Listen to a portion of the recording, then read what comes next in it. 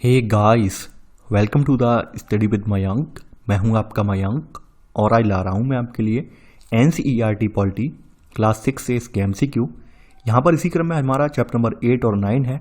यहाँ पर हम ग्रामीण क्षेत्र में आजीविका और शहरी क्षेत्र में आजीविका के संदर्भ में जो भी MCQ हैं उन्हें सॉल्व करेंगे। तो चलिए स्टार्ट करते हैं आज का वीडियो। देखते हैं मैं क्या क्या डिस्कस करना है यहाँ पर।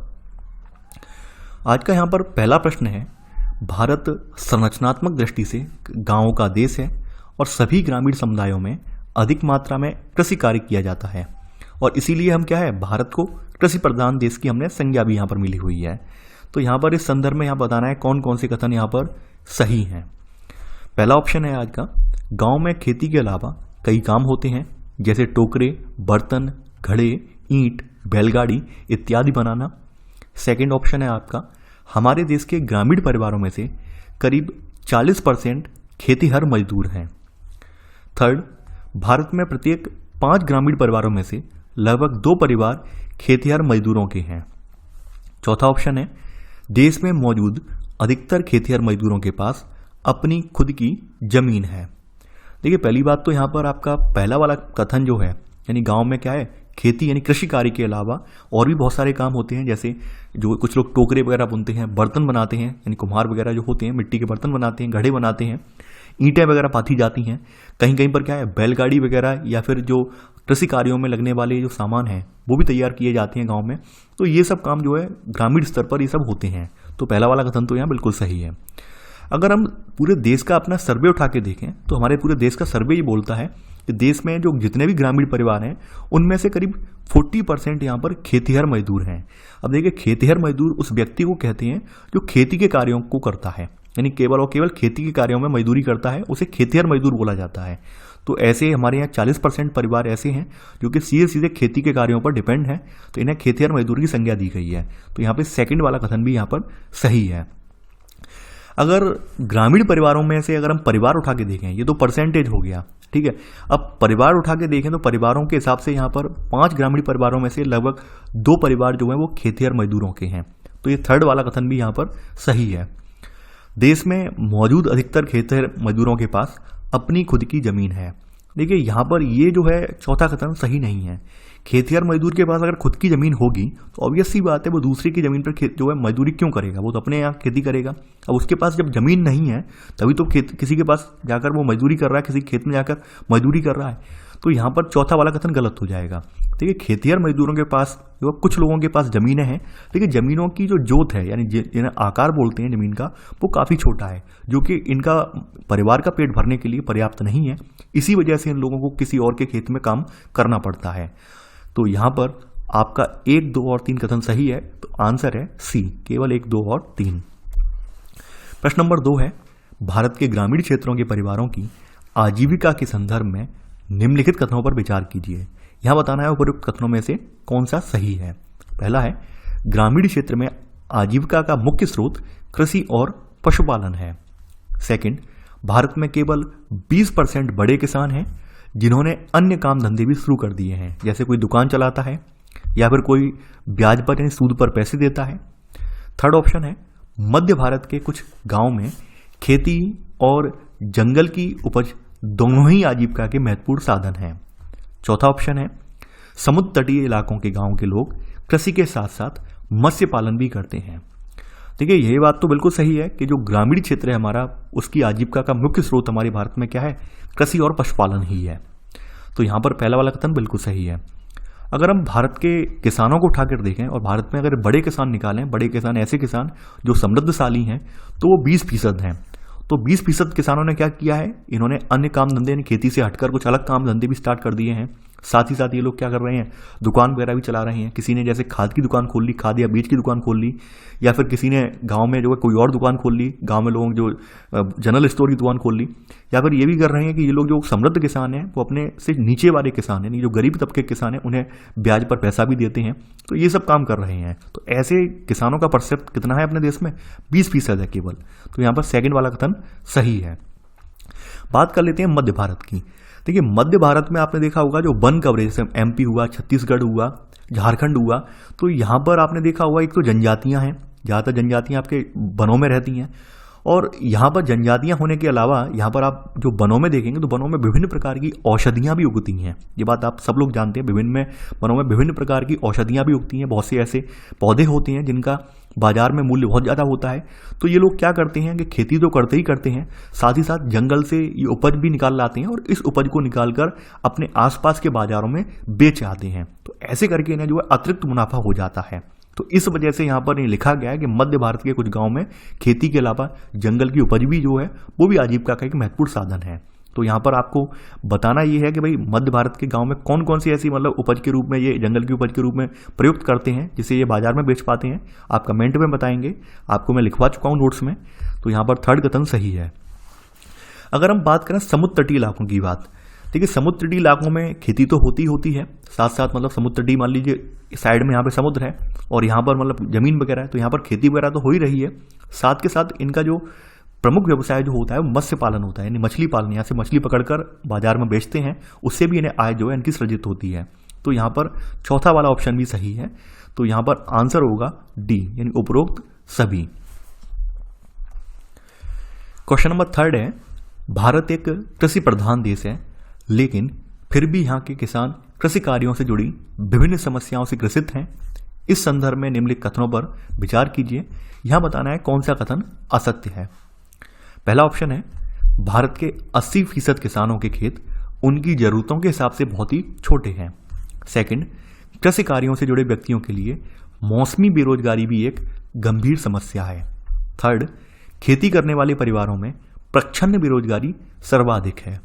चौथा ऑप्शन है, समय पर बारिश न होने के कारण या किसी प्राकृतिक आपदा के कारण फसल खराब हो जाने से किसान कर्ज के कुचक्र में फंसते चले जाते हैं।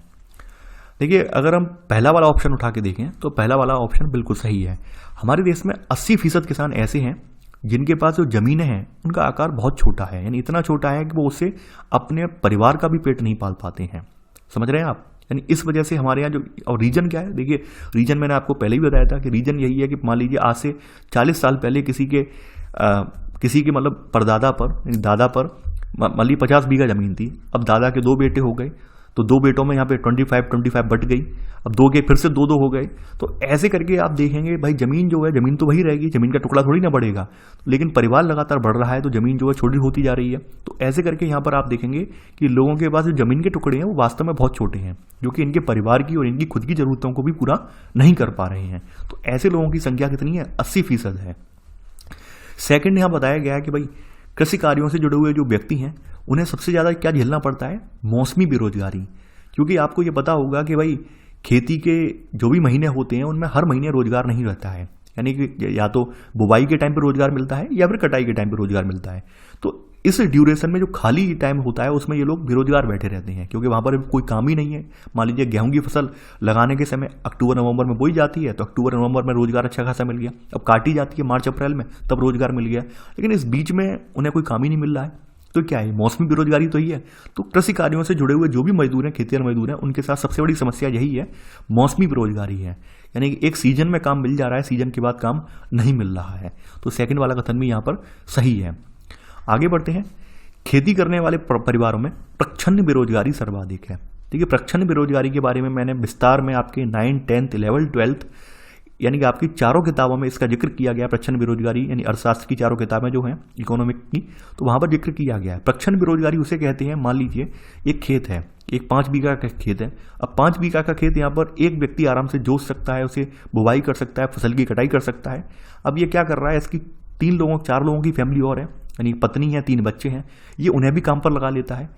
अब चूंकि जो भी उत्पादन होगा, उत्पादन तो उतना ही होगा, उत्पादन थोड़ी ना ज़्यादा हो जाएगा, लेकिन यहाँ पर जो इनका जो मेहनत लग रही है, इन लोगों की 4 अन्य लोगों की मेहनत भी लग रही है, उसका इन्हें कोई कुछ भी लाभ नहीं मिल रहा है, वो तो व्यर्थ ही जा रही है।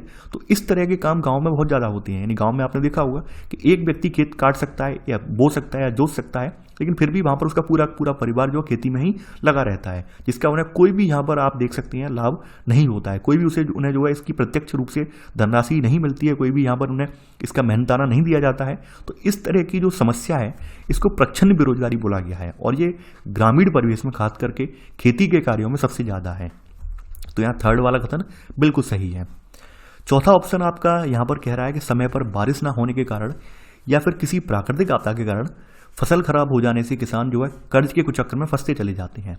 देखिए यहाँ पर आप सभी को पता है कि हमारे यहाँ जो किसान भाई हैं वो ज़्यादातर हमारे यहाँ किसान भाई इतने ज़्यादा समृद्ध नहीं है कि खुद से जो है फसल बो पाएँ। यानी फसल बोने के लिए क्या चाहिए होता है, बीज चाहिए होता है, खाद चाहिए होती है, पानी भी लगाना पड़ता है।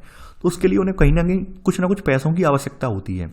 गवर्नमेंट, अब आप यहाँ पर कुछ लोग सोचेंगे कि सर गवर्नमेंट तो तमाम स्कीम चलाती है, फिर भी ये लोग क्यों कर्ज के कुचक्कर में फंस जाते हैं, उसके बारे में मैंने किताब में डिस्कस किया है। तो अगर आप चैप्टर उठा के देखेंगे तो चैप्टर में मैंने वहाँ पे बताया है कि कर्ज के कुचक्कर में क्यों फंसते चले जाते हैं। इसके बहुत सारे रीजन है, क्योंकि यहाँ पर मैं कुछ 1-2 रीजन गिनाऊंगा तो वो पूरा नहीं होगा, तो आप वो पूरा वीडियो देख लें, समझ में आ जाएगा क्यों कर्ज के कुचक्कर में ये लोग फंसते चले जाते हैं।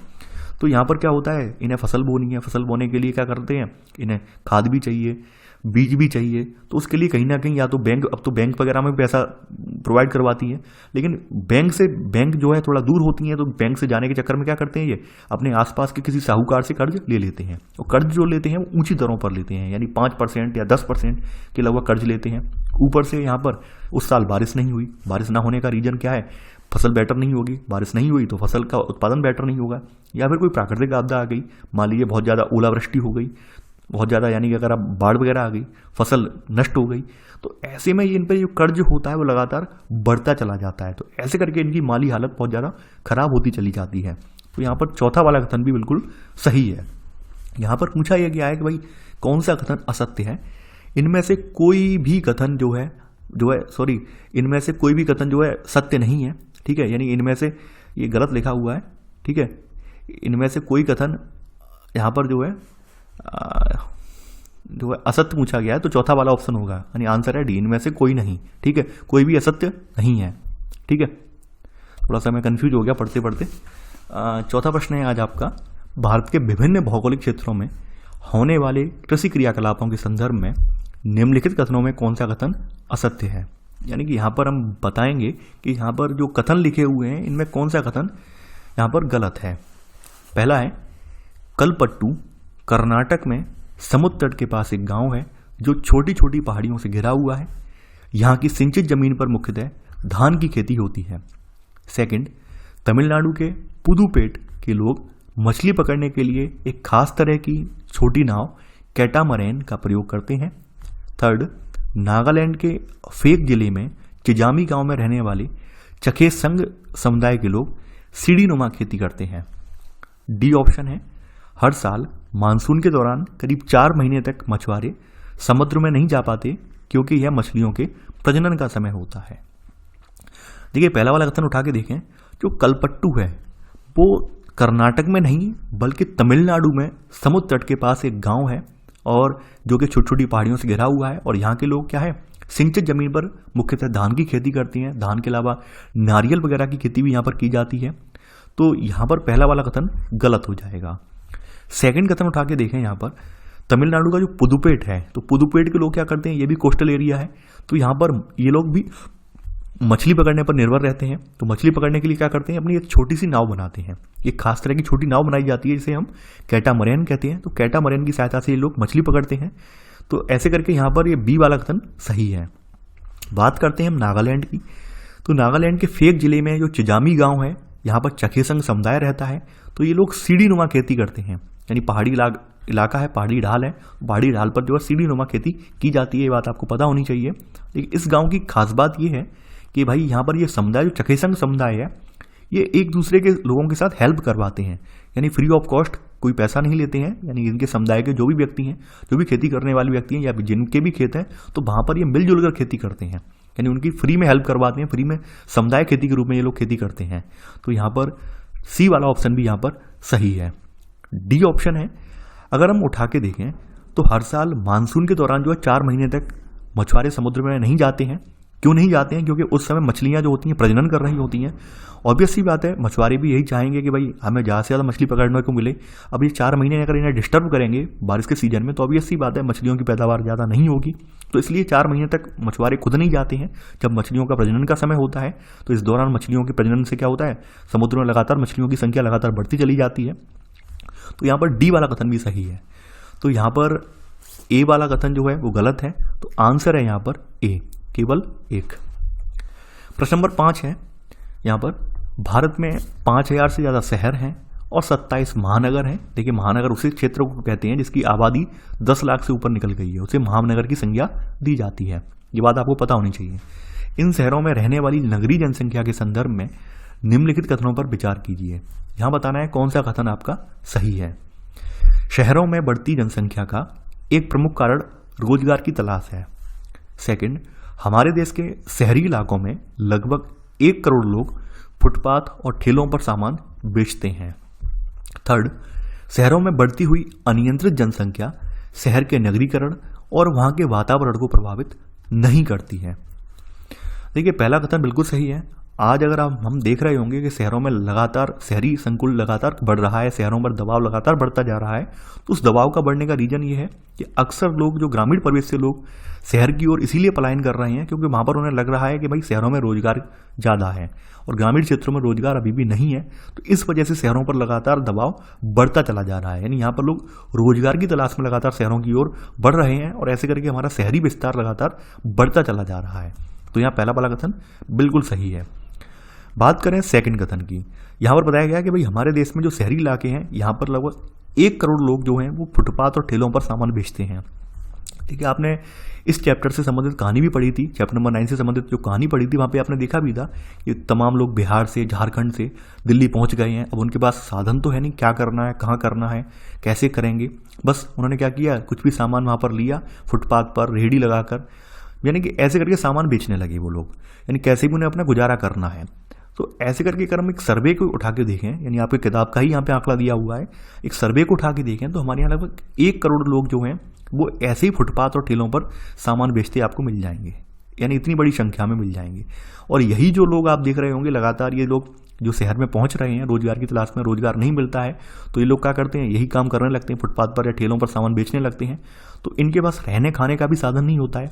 ऐसे करके क्या करते हैं ये लोग, गंदे नाले वगैरह या फिर और जो बस्तियां वगैरह जो होती हैं, यानी रेलवे लाइन के किनारे या फिर ब्रिजेस के किनारे अपनी बस्तियां बसा लेते हैं। तो ऐसे करके झुग्गी झोपड़ियों का निर्माण होता चला जाता है। तो यहाँ पर सेकंड वाला कथन भी बिल्कुल सही है। थर्ड कथन कह रहा है कि भाई शहरों में जो बढ़ती हुई अनियंत्रित जनसंख्या है ये शहर के नगरीकरण और वहाँ के वातावरण को प्रभावित नहीं करती। देखिए थर्ड वाला कथन बिल्कुल गलत है। अगर देखा जाए तो लगातार अगर शहर में जनसंख्या, मान लीजिए कोई शहर बनाया हुआ है हमने 5 लाख की आबादी के लिए, 5 लाख की आबादी रहने के लिए हमने एक शहर की व्यवस्था की है। अब उसी शहर में आप पहुंच जाएं, 20 लाख लोग और पहुंच जाएं। अब 20 लाख लोग जो पहुंच गए हैं उनके पास ना रहने का कोई साधन है, ना ही उन्हें ये मालूम है हमें क्या करना है क्या नहीं करना है। तो क्या होगा, ऑब्वियस सी बात है शहर की जो नगरीकरण वाली प्रणाली वो ध्वस्त हो जाएगी। शहर की जो नगरीकरण वाला सिस्टम है वो कहीं ना कहीं उसको बट्टा लग जाएगा। साथ ही साथ ये लोग जो पहुंच जाएंगे शहर में ये गंदगी भी फैलाएंगे, इनको रहने खाने और मलमूत्र विसर्जन के लिए सबके लिए दिक्कत ही दिक्कत होगी। तो तभी तो आप देखते होंगे जहाँ भी झुग्गी झोपड़ियाँ होती हैं वहाँ पर गंदगियों का अंबार लग जाता है। तो ये कहीं ना कहीं आपके नगरीकरण को भी प्रभावित करते हैं और वातावरण को भी प्रभावित करते हैं। तो यहाँ पर लिखा हुआ नहीं करते हैं, तो थर्ड वाला कथन गलत हो जाएगा। तो यहाँ पर ऑप्शन जो है आपका केवल 1 और 2 सही है, तो आंसर है ए। क्वेश्चन नंबर 6 है, शहर में विभिन्न आर्थिक क्षेत्रों में काम करने वाले नियमित व अनियमित वर्ग के लोगों के संदर्भ में निम्नलिखित कथनों पर विचार कीजिए। निम्नलिखित कथनों लिखना भूल गया हूं, यहाँ पे निम्नलिखित कथनों पर विचार कीजिए। यहाँ बताना है कौन सा कथन असत्य है। ठीक है, पहला है दिहाड़ी मजदूर, ठेला लगाने वाले व रिक्शा चलाने वाले इत्यादि वर्ग के कामगार अनियमित श्रेणी में आते हैं। सेकंड, अनियमित श्रेणी के रोजगारों में सामाजिक सुरक्षा का अभाव पाया जाता है।